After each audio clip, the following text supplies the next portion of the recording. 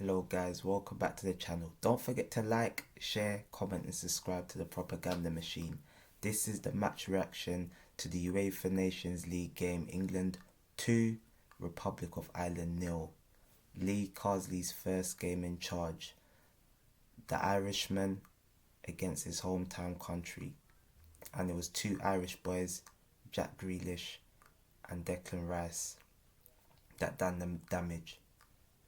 Put a dagger in Irish hearts. Their grandparents would have been in tears watching this performance. Tears of joy and tears of happiness conflicting. So we can already see what Carsley is trying to implement from his first game. More direct play, quicker passing into the final third, long balls over the top to stretch the defence. It's a lot better than what we saw from Gareth Southgate towards the end.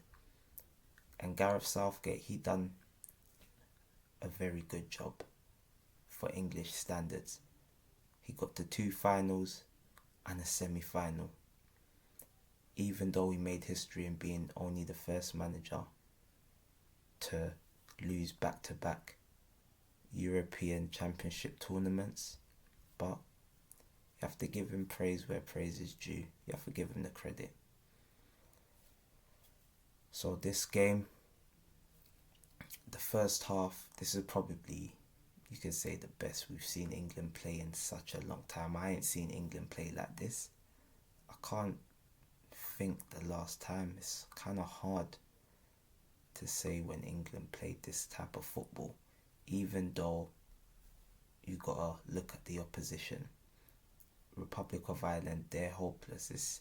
It's a sad sight to see. I remember them when they had Robbie Keane, Roy Keane, Damien Duff. They had proper players. But now, their best player might be Kelleher. Imagine that, a goalkeeper as your best player. It's sad, and he's Liverpool's number 2. Yeah, it's not looking good for them. It is not looking good. They're probably going to be the whipping boys of this group. But a couple things I want to talk about in this game. We'll start with kind of a little bits of negative. In that first half,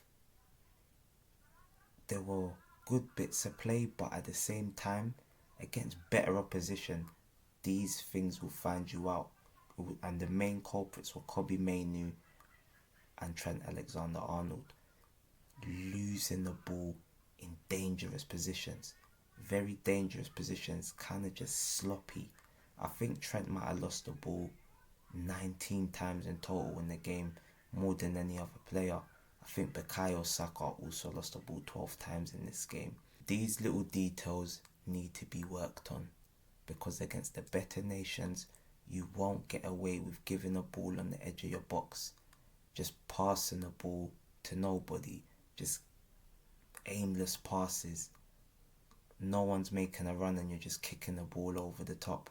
But you got to give them leeway, as maybe they worked on these patterns of play and the balls were the right ball and certain players weren't making the right runs. So you can't be too harsh, but just against better opposition, that needs to improve. Bukayo Saka in this game was very ineffective. He had moments, and as I say, he always has moments in games, because he was involved in the combination for the Grealish goal. Mainoo to Rice, played a 1-2 with Saka, Rice cuts it back and Grealish finish. That is the type of play that you didn't really see with Southgate. One touch passes, just bang, bang, bang in the back of the net. So you can see clear identity in what England are trying to do. Maybe you might not get that against the better opposition. it might not just be as easy as pass and you're in. But at least we're seeing something different.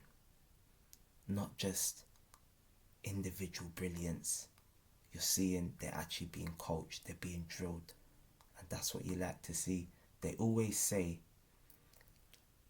it's hard to implement a style of play for a manager in international football, but that's not always true, because why does Spain, whoever's the manager, you know what they're gonna do.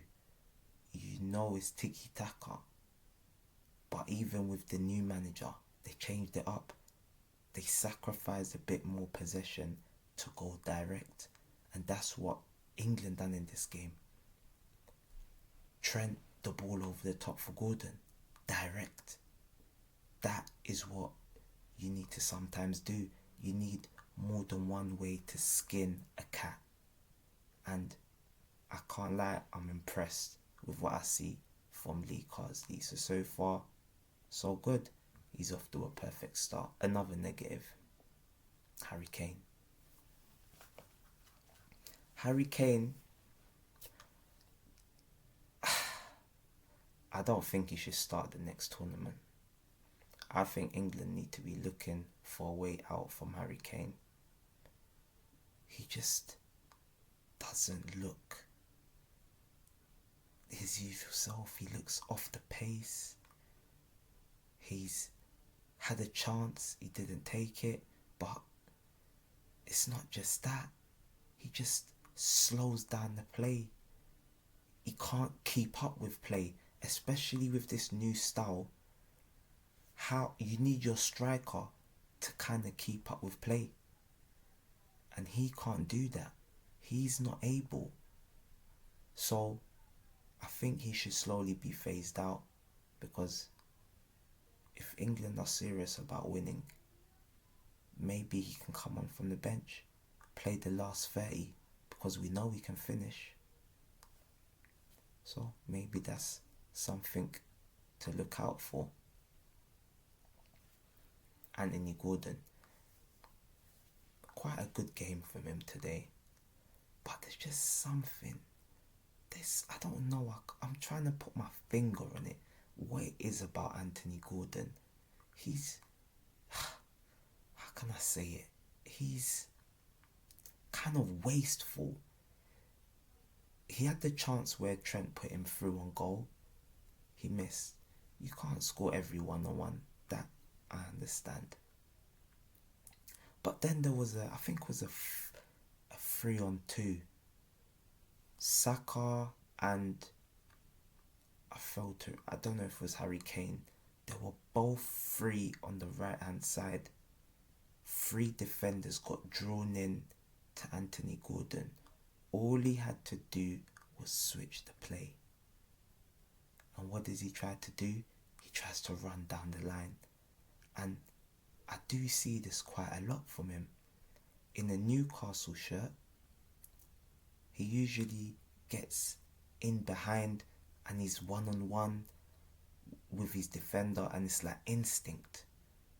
But I don't know if he has as much football IQ that's needed for the high level.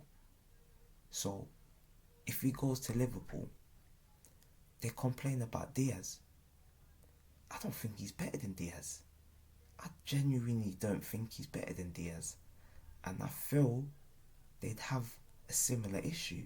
I might be wrong, but yeah, I don't know what it is about him, but that is something that he needs to improve, his decision making in the final third, because everything else, off the ball movement, runs in behind, is elite.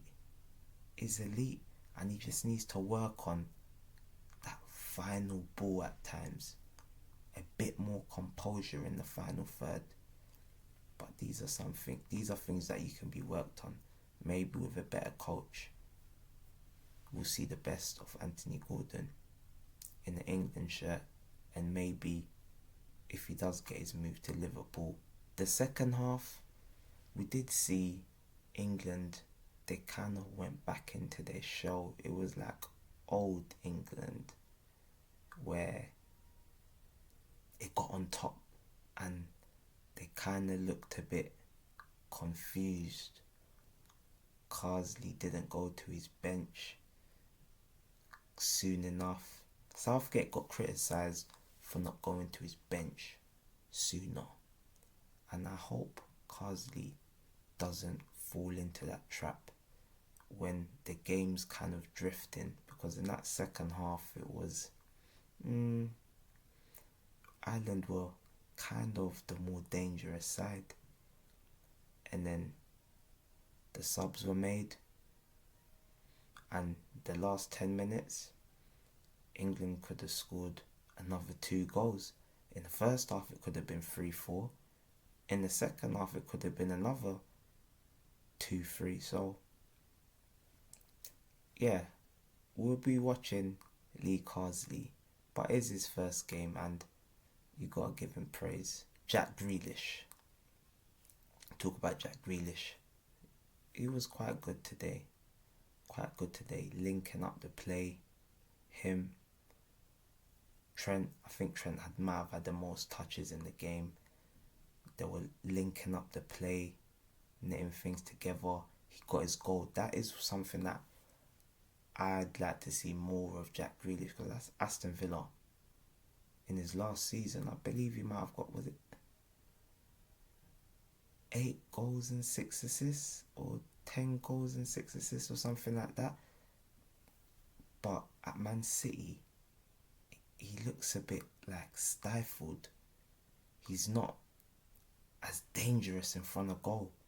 He's choosing to pass, dribble, and they say that, oh, this is how Pep wants them to play. I'm not too sure. I think 75% of it is what Pep wants him to do, and there's 25% that he can add his own spin on. But he's 30 now, so I don't know if it is too late, because you got Doku and Savio. They've come in. Doku, he's a work in progress, but you can see he just takes on his man, gets to that byline, puts in the ball, and he, no doubt, his end product will improve over the years. And Savio, there's just something about him. I don't know what it is. He just looks so dangerous. But I'll be intrigued to see how he gets on, what his numbers look like this season, because those are the criticisms that we have. It's all good and well looking pretty on the ball, but can you be the difference maker in tight games?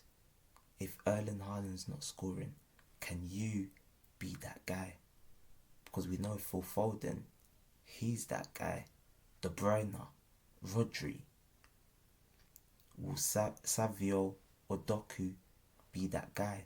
Mahrez had it, Sterling had it, Sane had it. All previous players of the past for Man City, they were difference makers in big moments. But yeah, Grealish had a good game and he got his goal.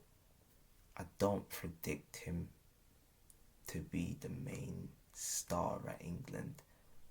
I kind of see him losing his place, because the next thing to talk about is Foden and Bellingham. What is Carsley going to do when they are both available? Because I have a feeling it's going to be Rice and Bellingham and Foden in the 10. Because we see today, Manu had a bit more license to be a bit further up. Declan Rice had a bit more license to go a bit further up.